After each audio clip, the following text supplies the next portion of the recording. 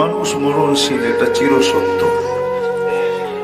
যাই বলুক না কেন, যাই পড়ুক না কেন, যাই পাবুক না কেন, মানুষ মরণশীল, এটাই চিরসত্য। এই ব্যাপারে সারা দুনিয়াতে কারো কোনো মতভেদ নেই। এমনকি যে আল্লাহকে বিশ্বাস করে না সেও জানে মানুষ মরণশীল, যদিও সে আল্লাহকে বিশ্বাস করে না, আখিরাতকে বিশ্বাস করে না, কিন্তু সেও জানে চিরদিন এই দুনিয়াতে থাকা যাবে না। কখন যাবে এটাও জানে না।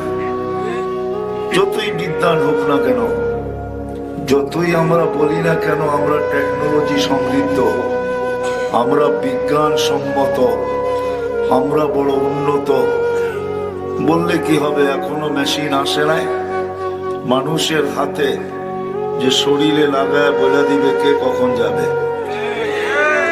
কারণ আল্লাহ যাওয়ার কোনো সিরিয়াল রাখেন নাই, আসারটা রাখছেন, এটা সত্য।